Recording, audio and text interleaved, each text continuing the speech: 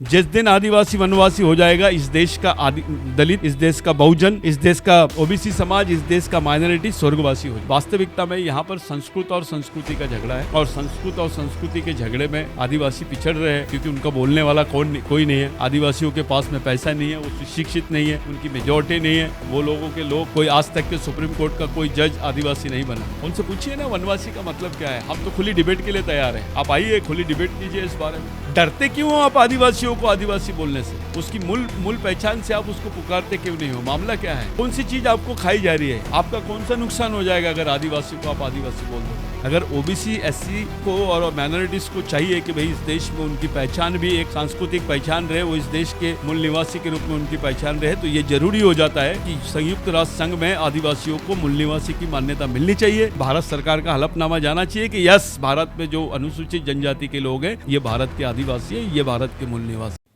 भारत में 9 अगस्त विश्व आदिवासी दिवस के रूप में मनाया जाता है। इस पर हमारे साथ बात करने के लिए बिरसा ब्रिगेड के राष्ट्रीय अध्यक्ष सतीश जी पेंदाम हमारे साथ हैं।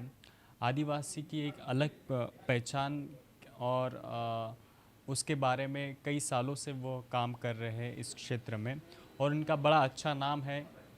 उनसे अब बात करेंगे। फ़िलहाल तो आदिवासी विश्व दिवस की आपको बहुत बहुत बधाई है।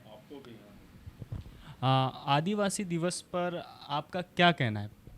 देखिए, आदिवासी दिवस भारत सरकार सिर्फ आदिवासियों को बेवकूफ़ बनाने का काम कर रही है।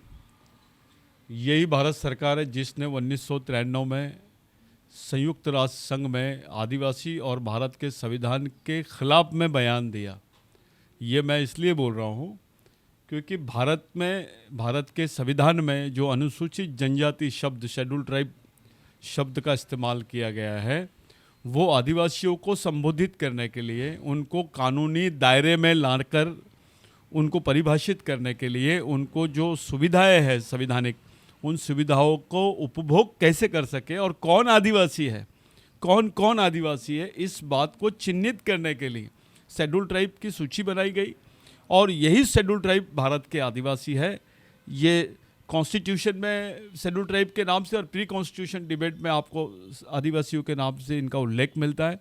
और जिस प्रकार का निवेदन और जिस प्रकार का प्रस्ताव यूनाइटेड नेशंस में 1993 में भारत सरकार ने दिया, हमको ऐसा लगता है वो संविधान के भी खिलाफ में और आदिवासियों के खिलाफ में। और हम बहुत दुखी है इस बात से कि ऐसा पहली बार भारत के इतिहास में हुआ है कि कोई देश अपने संवैधानिक प्रावधानों के खिलाफ में बात कर रहा है यूनाइटेड नेशंस में। ये सब जानते हैं कि आदिवासी कौन है, ये सब जानते हैं। अभी सुप्रीम कोर्ट ने भी क्लियर कर दिया है, हु आर इंडिजिनस पीपल। आदिवासियों के संबंध में बहुत सारे महत्वपूर्ण जजमेंट्स हैं जिसमें सुप्रीम कोर्ट ने क्लियर किया है। लेकिन ऐसी क्या बात है कि भारत सरकार इस पर बात नहीं करना चाहती है? इसका मतलब साफ है कि आदिवासियों के प्रति सरकार का जो रवैया है वो एक वैमनस्यपूर्ण है, एक द्वेषपूर्ण है और एक बदले की भावना से आदिवासी समाज को ऐसा रखा गया, अनआइडेंटिफाइड समाज कर दिया गया। जिसका ये देश है, जो इस देश के मूल मालिक है, उसी आदिवासी समाज को नामशेष करने का षड्यंत्र लगता है।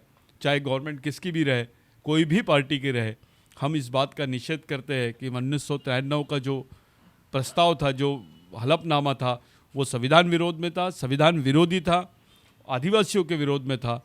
और ये एक संकुचित माइंड को साथ में रखकर वो बयान दिया गया, जिसकी दुरुस्ती करना आज गवर्नमेंट की नैतिक जिम्मेदारी है। क्योंकि भारत में इस यहाँ की संवैधानिक व्यवस्था और न्याय व्यवस्था में सबसे महत्वपूर्ण हिस्सा जो है वो सुप्रीम कोर्ट का है, जिसको आप सर्वोच्च न्यायालय बोलते हैं। उसका जजमेंट कानून के बराबर है। अगर सर्वोच्च न्यायालय ने ये बात को क्लियर कर दिया कि आदिवासी ही भारत के मूल निवासी है, तो भारत सरकार को यूनाइटेड नेशंस में ये बात बतानी चाहिए कि हाँ, भारत में आदिवासी है और ये शेड्यूल ट्राइब जो है वही आदिवासी है जो संविधान में मेंशन है, ऐसा हमारा कहना है। आपने सरकार की बात की। फ़िलहाल सेंटर में मोदी सरकार है जो कि आरएसएस और उनकी विचारधाराओं को ज़्यादातर उससे प्रेरित है। आपने देखा होगा आरएसएस नॉर्मली वनवासी के नाम से उल्लेख करता है। क्या लगता है, क्योंकि उस आदिवासियों की एक अलग पहचान, उसके बारे में वो पुरजोर तरीके से उस तरह से काम कर रहे हैं जिससे इसका बिखराव हो। फिलहाल तो छुट्टी भी वो सरकारी घोषित नहीं करते, मतलब इनके इसके पीछे उनका षड्यंत्र कहीं ना कहीं दिख रहा है। देखिए, जो वनवासी बोल रहे हैं आदिवासियों को, ये संविधान विरोधी संगठन है। इनका विश्वास संविधान पे नहीं है, ये मनुस्मृति को मानते हैं। आदिवासी संविधान को मानते हैं। भारत का संविधान इस बात को डिक्लेयर करता है कि who are indigenous people, who are aboriginals. Doctor Baba Saheb Ambedkar ने जो स्टेटमेंट दिया कि मैं आदिवासियों को परिभाषित करने के लिए अनुसूची में रख रहा हूँ, और ये सवाल भविष्य में खड़ा हो सकता है कि कौन कौन आदिवासी है, इसलिए इनको अनुसूची बनाकर उनको उनकी सांस्कृतिक अवस्था को ध्यान में रखते हुए उनको शेड्यूल ट्राइब करके ऐसा बोला गया है, क्योंकि आदिवासी ये आउट ऑफ कास्ट सिस्टम है, ये जाति व्यवस्था के बाहर है। तो उन्होंने उसको जो डिफाइन किया है, अक्सर ये बात जाने से 1993 में जो इनका हलफनामा गया, उसके बाद से आदिवासियों को जो रवैया था बाबा साहब के प्रति, डॉक्टर अंबेडकर के प्रति, वो बाबा साहब को बहुत गुस्से से देख रहे थे, बाबा साहब पे नाराज़ थे, और बाबा साहब के प्रति उनकी नाराज़गी को निर्माण करने के लिए यह स्टेटमेंट दिया गया और बताया जा रहा है कि आपको संविधान में डिफाइन नहीं किया गया। कौन बोल रहा है संविधान में डिफाइन नहीं किया गया? हम तो पूछ रहे हैं कि जो हलफनामा 1993 में गया, क्या वो भारत के संविधान विशेषज्ञों के माध्यम से गया?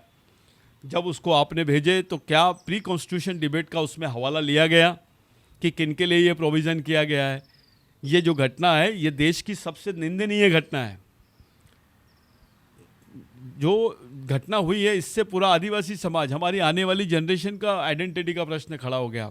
आज पूरे विश्व के बहुत सारे देशों में आदिवासियों को अंतर्राष्ट्रीय संरक्षण मिल रहा है, उनको अंतर्राष्ट्रीय कानूनों के हिसाब से उनके डेवलपमेंट्स के प्रोग्राम बन रहे हैं, उनको बाकायदा ये सब कुछ मिल रहा है। लेकिन भारत में ऐसा नहीं है। भारत में आने ही नहीं दिया जा रहा, आदिवासियों की वास्तविक संकल्पना को सामने नहीं खड़ा करने दिया जा रहा। वास्तविकता में यहाँ पर संस्कृत और संस्कृति का झगड़ा है, और संस्कृत और संस्कृति के झगड़े में आदिवासी पिछड़ रहे हैं, क्योंकि उनका बोलने वाला कोई नहीं है। आदिवासियों के पास में पैसा नहीं है, वो शिक्षित नहीं है, उनकी मेजॉरिटी नहीं है, वो लोगों के लोग, कोई आज तक के सुप्रीम कोर्ट का कोई जज आदिवासी नहीं बना। जो आदिवासी जजेस बनने चाहिए थे, सुप्रीम कोर्ट में कभी कोई आदिवासी आदमी जज नहीं बना है। तो ये एक सबसे बड़ी दुख की बात है हमारे लिए, और हम चाहते हैं कि भाई जो सच है वो तो बोलिए आप। इसमें क्या ये करना है? आप संविधान विरोधी भाषा का उपयोग करते हैं, खुद संविधान विरोधी है, और दूसरों को संविधान विरोधी बताकर आप उसके ऊपर इनजस्टिस कर रहे हैं। तो हमारा ऐसा कहना है कि भाई संविधान विरोधी बातें जो कर रहे हैं उन पे भी एक्शन होना चाहिए, और हम बहुत जल्दी भारत के सर्वोच्च न्यायालय के सामने इस घटना का न्यायिक समीक्षा की हम लोग जांच करने की मांग कर रहे हैं कि आखिर ये किसने किया, ये संवैधानिक दोष किसने किया, उन पे सजा होनी चाहिए, वो लोग पनिश्ड होना चाहिए। जिन लोगों का ये षड्यंत्र है वो देश के सामने आना चाहिए कि कौन ये सब चीज़ों को अंजाम दे रहा है। आपने बोला कि भाई वनवासी हम लोगों को बोल रहे हैं, उनसे पूछिए ना वनवासी का मतलब क्या है। हम तो खुली डिबेट के लिए तैयार हैं, आप आइए खुली डिबेट कीजिए इस बारे में। डरते क्यों हो आप आदिवासियों को आदिवासी बोलने से? उसकी मूल पहचान से आप उसको पुकारते क्यों नहीं हो? मामला क्या है? कौन सी चीज़ आपको खाई जा रही है? आपका कौन सा नुकसान हो जाएगा अगर आदिवासी को आप आदिवासी बोल दोगे तो? लेकिन जब आप ऐसा करोगे तो ये सब चीज़ें सामने आएगी। तो ये जो झगड़ा है ये सांस्कृतिक झगड़ा है, और ये 5000 साल से आदिवासी इसके लिए लड़ रहे हैं। हमारे लिए आज़ादी मिलने के बाद भी, संविधान में हमारे लिए प्रयोजन होने के बाद भी, संविधान में हम लोग कानूनी रूप से परिभाषित होने के बावजूद अगर हमको वो हमारे अधिकार नहीं मिलते, इससे ज़्यादा दुखदायी बात कोई नहीं है। जो अन्याय भारत में आदिवासियों पे हो रहा है, मेरे को नहीं लगता है पूरे विश्व में किसी देश में ये बात हो रही होगी। तो हमारे लिए ये बहुत महत्वपूर्ण प्रश्न है आज के दिन कि भारत सरकार ने वो 93 का जो स्टेटमेंट है उसको रिव्यू करना चाहिए, उसकी कानूनन और संवैधानिक समीक्षा करनी चाहिए कि इतनी बड़ी बात जो हुई है ये निंदनीय बात है। ये पूरे विश्व में भारत जैसे देश की बदनामी होगी कि भाई संविधान में प्रयोजन होने के बाद भी ऐसा हुआ और इस तरीके का रिप्रेजेंटेशन जाता है। इससे ज़्यादा शोकांतिका हमारे लिए नहीं हो सकती। हम बहुत दुखी है, आहत है। आज पूरा आदिवासी समाज मांग कर रहा है कि हमको आदिवासी घोषित कीजिए, और संविधान में ऑलरेडी ये किया गया है, उसका प्रयोजन हुआ है। जब जयपाल सिंह मुंडा ने इस सवाल को उठाया तो उसका आंसर में डॉक्टर बाबा साहब अम्बेडकर ने बोला कि हम आदिवासी को ही डिफाइन कर रहे हैं। आदिवासी को डिफाइन करने के लिए शेड्यूल ट्राइब का लिस्ट हम लोग डेवलप कर रहे हैं, वो अनुसूची निर्माण कर रहे हैं। ये बात क्लियर हो चुकी थी, इस पे डिबेट है, इस पे कॉन्स्टिट्यूशनल डिबेट है, जिसको अभी सुप्रीम कोर्ट्स भी कोर्ट करने लग गए, समता के जजमेंट में किया है। वो कैलाश विरुद्ध महाराष्ट्र शासन, जिसमें 2011 में जो जजमेंट आया सुप्रीम कोर्ट, वो तो स्ट्रेट फॉरवर्डली बोला है जस्टिस काटजू और बाकी इन्होंने कि भैया ये भारत के मूल निवासी है। तो ये बात छुपाई जा रही है, ये सबसे बड़ी बात, ये सबसे दुखदायी बात है, छुपाए जाना। मैं सबसे पहले ये सवाल है कि भाई आप आखिर छुपाना क्या चाहते हो, क्यों छुपाना चाहते हो, क्या फ़ायदा है आपको इससे? वो गरीबों को तुम, उनकी जो मजबूर लोग हैं, जो आज ऐसी उनकी जानवर से बदतर हालत है, वो लोगों की बात को, जो सही में इस देश के मूल मालिक हैं, उनकी बात को छुपाना। वास्तविकता में ये इशू ओबीसी का भी है, ये इशू एससी का भी है, ये इशू माइनॉरिटी का भी है। जब तक के आदिवासी इस देश में परिभाषित नहीं होंगे, ये लोगों भी परिभाषित नहीं होंगे, और इनकी जो सांस्कृतिक गुलामी है वो कायम रहेंगी। अगर ओबीसी एससी को और माइनॉरिटीज़ को चाहिए कि भाई इस देश में उनकी पहचान भी एक सांस्कृतिक पहचान रहे, वो इस देश के मूल निवासी के रूप में उनकी पहचान रहे, तो ये ज़रूरी हो जाता है कि संयुक्त राष्ट्र संघ में आदिवासियों को मूल निवासी की मान्यता मिलनी चाहिए। भारत सरकार का हलफनामा जाना चाहिए कि यस, भारत में जो अनुसूचित जनजाति के लोग हैं, ये भारत के आदिवासी हैं, ये भारत के मूल निवासी हैं। इस अवसर पर जो 9 अगस्त है विश्व आदिवासी दिवस, उस अवसर पर आपके क्या प्रमुख मुद्दे हैं और उसको लेकर क्या आपकी योजना है, विशेषकर बिरसा ब्रिगेड? देखिए, पहले तो यह है कि इन्होंने छुट्टी डिक्लेयर नहीं किया। ये छुट्टी इसलिए डिक्लेयर नहीं करना चाहते कि इनके रिकॉर्ड पे आ जाएगा कि यहाँ पर आदिवासी दिवस है करके, आदिवासी है करके छुट्टी दे रहे हैं।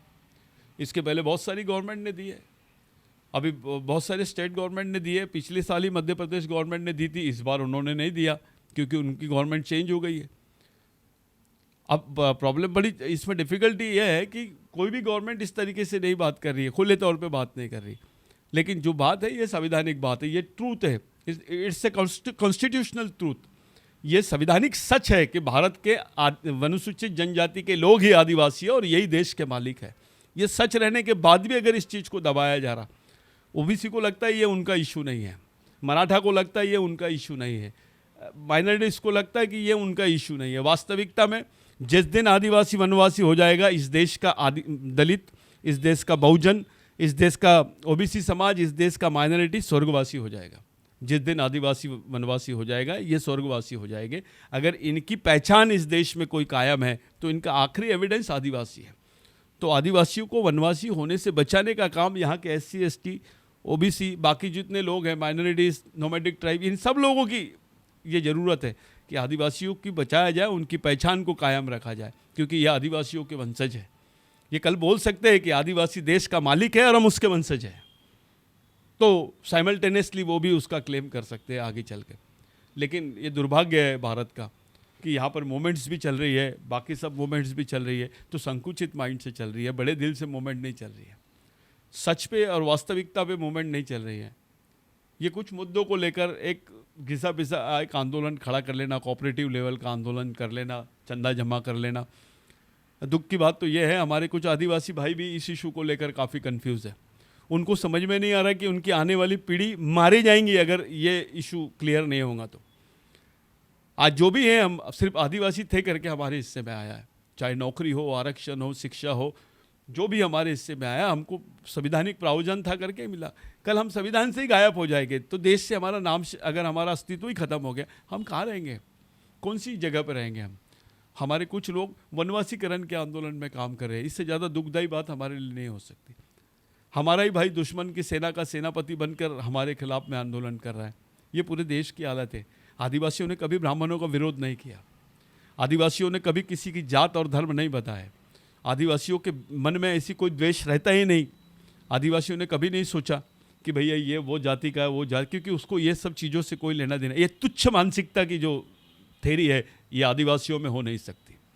इतनी तुच्छ मानसिकता कि जो धर्म से, जाति से लोगों को अलग समझे, उसको वंश से उसको गिराने की सोचे, उसको राष्ट्रीय प्रवाह से बाहर रखने की कोशिश कर रहे हैं, ये बहुत तुच्छ मानसिकता है। ये मानवतावादी मानसिकता नहीं हो सकती है। ये विश्व मानव समाज के इतिहास में सबसे तुच्छ मानसिकता का प्रदर्शन है कि आदिवासियों को उनकी पहचान ही नहीं होने देना, उसको दबा के रखना। ये बहुत दुखदायी बात है। और अभी आदिवासी जागरूक है और वो तैयार है इस बात को, इस जिस पर एक लोकतांत्रिक आंदोलन पूरे देश में खड़ा हो रहा है। हम लोग पूरा प्लानिंग कर रहे हैं, इस पर काम चालू है। हम हमारे अधिकारी कर्मचारियों को भी तकलीफ़ है, अगर वो थोड़ा आंदोलन की बात करते हैं तो उनके साथ जो व्यवहार होता है प्रशासन में वो बहुत निंदनीय व्यवहार है। तो हम हमारे नेताओं को भी, चाहे किसी भी पार्टी में रहे, उनके साथ भी ऐसे ही होता है। हम उनको भी रिक्वेस्ट कर रहे हैं कि भाई अपनी ओरिजिनल मांग के लिए सामने आओ, कम से कम अपने खून के साथ गद्दारी मत करो, अपने समाज के साथ गद्दारी मत करो, अपनी आने वाली पीढ़ी के साथ गद्दारी मत करो। ये बात हम लोग कर रहे हैं। आज हमारे लिए विश्व आदिवासी दिवस जरूर है, लेकिन विश्व आदिवासी दिवस हम ऐसे मना रहे हैं कि हमको खुद को नहीं मालूम कि उस सरकार के अंडर में हम लोग मना रहे जो सरकार आदिवासी नहीं है ऐसा मेमोरेंडम देती है संयुक्त राष्ट्र संघ में, और वही सरकार हमको मनाने, हम पे तो एफआईआर दर्ज करना चाहिए गवर्नमेंट ने कि ये आदिवासी दिवस मना रहे हैं, पूरे आदिवासियों पे एफआईआर दर्ज करना चाहिए गवर्नमेंट ने। क्यों नहीं करते? एफआईआर दर्ज करो ना, हम आदिवासी दिवस मना रहे हैं और आप बोल रहे हो कि आदिवासी नहीं है देश में। अगर हम अपना कार्यक्रम कर रहे हैं, आदिवासी दिवस खुलेआम धूमधाम से आदिवासी मना रहा है क्योंकि वो जानता है वो इस देश का मालिक है, वो आदिवासी है। एफआईआर दर्ज करो उनके ऊपर कि विश्व आदिवासी दिवस क्यों मना रहे हो करके। आप भारत में आदिवासी दिवस नहीं होना चाहिए, खुल के करिए ना आप, आपको उसकी रिएक्शन समझ में आ जाएंगी। ये तो बगल में राम मुंह में राम और बगल में चूरी वाली बात हो गई है। ये बहुत बड़ा अन्याय है आदिवासी समाज के साथ, ऐतिहासिक अन्याय हुआ है। और 1993 में जो घटनाएं हुई है, उस दौरान उस कार्यकाल में जो घटनाएं हुई है, उसने देश को कलंकित किया है। ये भारत के संविधान के खिलाफ में है। डॉक्टर बाबा साहब अम्बेडकर को बदनाम करने की साजिश है ये आदिवासियों को नामशेष करने की साजिश है। बहुत बुरी तरह से आदिवासियों को आज 93 से लेकर आज तक करीब मान लीजिए 28 साल हो गए हैं। 28 साल तक आदिवासियों की आवाज़ को दबाया गया। आज हमको संयुक्त राष्ट्र संघ में जो डिक्लेयर हुए हैं अधिकार मूल निवासियों के, वो अधिकार आज आदिवासियों को मिल जाते हैं। उनके हालत होते हैं, उनकी पेट की रोटी छीनी गई है, उनके बदन का कपड़ा छीना गया है, उनका सुरक्षा छीना गया है। भारत में आदिवासियों की हालत अगर आप देखते हो तो भारत का सबसे आखिरी आदमी है, जो सबसे पहला आदमी था वो सबसे आखिरी आदमी बन गया है इस समाज व्यवस्था का। तो ये दुखदाई बात है। आदिवासियों को वनवासी बोलना यानी उसको प्राणी तुल्य ये देना। जंगल में सूअर भी रहता है, शेर भी रहता है, प्राणी भी रहते हैं और आदिवासी भी रहता है। आप बोल किसको रहे हो? ये प्राणीवाचक शब्द है, मानववाचक शब्द नहीं है। ये मानववाचक शब्द होना चाहिए। उसको आदिवासी बोलने से आप क्यों डर रहे हो? क्योंकि इनके मन में डर है, जैसी आदिवासी बोलेंगे हम बाहर के हो जाएंगे। क्योंकि इनको भी बोलने वाले लोग हैं ना कि आप बाहर से आए हैं, आर्य बाहर से आए हैं। ये बात होनी चल रही है, हिस्ट्री बोल रहा है, मैं नहीं बोल रहा हूँ। पूरा विश्व के जितने हिस्टोरियन है, एंथ्रोपोलॉजिस्ट है, जियोलॉजिकल जितनी थेरीज है, इसकी हिस्टोरिकल थेरी है या आर्कोलॉजिकल थेरी है, ये एक बुकलेट बनाया हम लोगों ने। इस बुकलेट में सब चीज़ें हैं।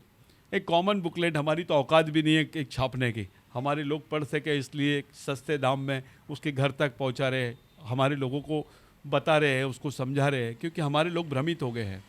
आदिवासी तो वैसी तकलीफ में है, वो खाने की, सुबह उठता है तो शाम की रोटी की तलाश में निकलता है, वो ये इशू पे क्या बात करेगा। और जितने कर्मचारी है हमारे, वो डरे हुए। कुछ कर्मचारी खुल के बोलना नहीं चाहते, कुछ कर्मचारी स्वार्थी है, उनको ऐसा लगता है सत्ता के साथ में रहो तो अपना सब सही हो जाएगा। लेकिन वो नहीं जानते, वो अपने बच्चे की गर्दन पे छुरी रखे हैं, अपने बच्चे की गर्दन पे छुरी, उसके भविष्य के साथ खिलवाड़ कर रहे हैं। ऐसा बाप जिसने अपनी बच्ची की पहचान को ही ख़त्म करने की कोशिश कर रहा है, ऐसी जनरेशन भी हमारे को घातक है। हम पूरे लोगों से, इवन आरएसएस के भी लोगों से अपील करते हैं कि भाई हमको जो हम हैं वो बोलो, जो आदिवासी संविधान में है वो बोलो, नहीं तो खुलेआम आइए आप और ऐसा बताइए कि भारत के संविधान में आदिवासियों का उल्लेख है या नहीं है, ये अनुसूचित जनजाति के लोग यही आदिवासी है या नहीं है, ऐसे खुलेआम बोलिए। कोई भी संगठन के लोग रहे, वो हम चाहते हैं बोले आप, लेकिन कोई नहीं बोलेगा। इसका मतलब साफ है कि एक षड्यंत्र चालू है आदिवासियों के खिलाफ में। उनके जल जंगल जमीन को लूटने का षड्यंत्र चालू है, उनको बर्बाद करने का। ये देश आज जो बचा है, ये जंगल जो बचे हैं, जो जमीनें बची, ये किसके भरोसे है? ये पर्यावरण किसके भरोसे बचा? आदिवासी संस्कृति के भरोसे बची है। आज एक आध आदमी झाड़ लगाता है तो उसको पद्मश्री का अवार्ड दे देते हैं आप। अरे हमारी पूरी कौम को पद्मश्री का अवार्ड दे दीजिए, चलो बोलिए। एक आदमी अगर झाड़ लगाता है तो पद्मश्री, पर्यावरण करता है तो उसको पद्मश्री, आप भारत रत्न की बात कर लेते हो उसके लिए। आदिवासियों के लिए क्या कर रहे हो आप? अरे कुछ नहीं कर सकते तो उनको आदिवासी बोल दो यार, कोई पद्मश्री और भारत रत्न नहीं होना हमको। कम से कम आदिवासी तो बोलो जो है संविधान में, या तो आप बोलिए कि संविधान में नहीं लिखा है। यह संविधान में जो अनुसूचित जनजाति बोली गई है, यह किस आधार को लेकर बोली गई है? बाबा साहब अंबेडकर झूठे हैं क्या? यह संविधान निर्माता जितने बैठे थे वहां पर वो झूठे हैं क्या? जयपाल सिंह मुंडा झूठा है क्या? इसके आगे तो मैं जाना ही नहीं चाहता। मैं बिरसा मुंडा, टंट्या भील, बाबूराव शेरमाके, राघोजी भांगरे, इनकी बात नहीं कर रहा मैं तो इधर आ रहा हूं। मैं तो संवैधानिक डिबेट को, संवैधानिक प्रावधानों को भी अगर हम बनावटी तरीके से प्रेस कर रहे हैं और किसी समाज का नुकसान हो रहा है, इसका मतलब क्या है? It's a intellectual encounter. उस वक्त आदिवासियों का कोई बोलने वाला नहीं था, बोला नहीं गया, उनकी आवाज दबाई गई। ये जो वैचारिक इनकाउंटर हो रहा है, जो कॉन्स्टिट्यूशनल इनकाउंटर हमारे साथ किया है, जो सरकार देश की संविधान के भरोसे चलती है और वो संविधान विरोधी स्टेटमेंट संयुक्त राष्ट्र संघ में देती है, इससे ज्यादा दुखदायी बात इस देश में क्या हो सकती है? तो संविधान विरोधी कौन है ये तो पता चले। सुप्रीम कोर्ट के साइटेशंस आ गए, सब आ गए, बावजूद उसके ये एक जबरदस्ती देश में एक कानून जबरदस्ती, यानी लोगों को आप जो चाहोगे वो कर लोगे देश में। ये नहीं चलेगा। इस देश का मालिक आदिवासी था, आदिवासी है, आदिवासी ही रहेगा। और जो उसके वंशज है उनको बोलना पड़ेगा कि हम आदिवासियों के वंशज हैं, तभी वो इस मान्यता की तरफ आ सकते हैं। ये सांस्कृतिक संघर्ष का मामला है। ये किसी समाज के, किसी व्यक्ति, किसी धर्म के खिलाफ का मामला नहीं है। ये किसी समाज की सांस्कृतिक, जब 10,000 साल से आदिवासियों का इतिहास यहाँ दफन है। जब भगवान पैदा नहीं हुए थे तब आदिवासी यहाँ पर रह रहे थे। तो ये इतने बड़े इतिहास को ख़त्म करना, उसकी, इस देश की एंथ्रोपोलॉजी को ही ख़त्म करना, ये शोकांतिका है, ये गलत बात है। आज विश्व आदिवासी दिवस पर मैं पूरे आदिवासी भाइयों को, पूरे मूल निवासी भाइयों को, इस देश के बहुजन भाइयों को, इस देश के दलित भाइयों को, अल्पसंख्यक भाइयों को, उच्च वर्णीय भाइयों को भी हम लोग इस बात की शुभकामनाएं देते हैं, क्योंकि आज विश्व को आदिवासी संस्कृति की ज़रूरत है। ये हवा जो चल रही है ये आदिवासियों की देन है। ये जो पानी आप तक के आ रहा है ये आदिवासियों की देन है। जो पर्यावरण टिका है वो आदिवासियों की देन है। कौन से धर्म ने इसको टिकाने के लिए काम किया ये बताइए, नहीं तो हम साबित करके बताते आदिवासियों ने टिकाया है, आदिवासी संस्कृति की वजह से टिकी है। जो आप महादेव को मॉडल बोलते हैं, ये कौन है? ये आदिवासी संस्कृति का मॉडल है। ये लिंगों का मॉडल आदिवासी संस्कृति का मॉडल है। टंट्या भील ने क्या बताया? आदिवासियों ने 70% लड़ाई लड़ी है भारत के लिए। भारत बचा तब संविधान काम में आया आपके। ये भारत बचाया किसने? खुल के बोलिए ना आप। इस पे डिबेट क्यों नहीं करते? आइए टीवी पे बुलाइए, पूरे चैनल को निष्पक्ष रूप से बताइए। ये छुपा छुपा के गलत न्यूज़ लोगों को बताते हो, ये नहीं, सही बताओ, जो है वो सही। देश की आने वाली पीढ़ी अपने बाप को नहीं कोसना चाहिए कि मेरे को गलत इतिहास बताया। आज अगर हमको भी हमारे लोग, हमारी आने वाली पीढ़ी कोसेंगी तो उनको भी कोसेंगी कि आपने भी गलत बताया। सच पे आधारित, वास्तविकता पे आधारित कोई भी आंदोलन दीर्घकालीन तक टिकता है। अगर आप झूठ का सहारा ले लिए, आप बनावटी और षड्यंत्र का सहारा ले, षड्यंत्र के आधार पे कोई मिशन नहीं खड़ा होता, कोई समाज नहीं खड़ा होता। षड्यंत्र के आधार पे आप सिर्फ पॉलिटिक्स कर सकते हो, राज सत्ता का उपयोग और उपभोग कर सकते हो। अगर आपको समाज निर्माण करना है, देश को बचाना है, तो आपको सच्चाई और आइडियोलॉजिकली बात को साफ, सही और सिद्ध तरीके से समाज के सामने, देश के सामने रखना पड़ेगा। हम अपेक्षा करते हैं देश के राष्ट्रपति से, प्रधानमंत्री जी से और सभी पार्टी के सांसदों से, सभी धर्मों के लोगों से कि भाई आदिवासियों को उनकी पहचान दो, आदिवासियों को आदिवासी बोल के बुलाया जाए, जो उनकी संवैधानिक पहचान है। ये लोग बोलते हैं अनुसूचित जनजाति बोला है। अबे किसको बोला है ये बताओ ना, क्यों बोला है अनुसूचित जनजाति? किसी समाज का नाम होता है क्या? आदिवासियों के लिए कानूनन दायरे में उनको बैठाने के लिए कि कौन कौन आदिवासी है, उनकी अनुसूची बनाई गई और उस अनुसूची को अनुसूचित जनजाति का नाम दिया गया, उसको शेड्यूल्ड ट्राइब बोला गया। They are the aboriginal people of India. What Supreme Court says, they are the indigenous people of India. अब तो सुप्रीम कोर्ट इंटरनेशनल कोर्ट का और यूएनओ का हवाला देने लग गए अपने इस पर। तो सुप्रीम कोर्ट को समझ में आ गया कि नहीं, ये दे आर डिजर्विंग। अभी बहुत दिनों के बाद, 70, 50, 60 साल के बाद में आदिवासियों को सुप्रीम कोर्ट ने स्थान दिया अपने जजमेंट्स पे, उनके साथ ये हुआ। आज आदिवासियों का जो विश्वास है देश के संविधान और सुप्रीम कोर्ट पे बैठ गया है। नेताओं पे नहीं है, पार्टियों पे नहीं है, लेकिन न्याय व्यवस्था पे आज आदिवासियों का विश्वास आ रहा है। ये बहुत बड़ी बात है। और जिनको देश का संविधान नहीं मालूम वो देश के संविधान विरोधी और उनको राष्ट्र विरोधी ये बोलना, ये बहुत दुखदायी बात है। मैं आदिवासी दिवस पर सबको शुभकामनाएं देता हूँ।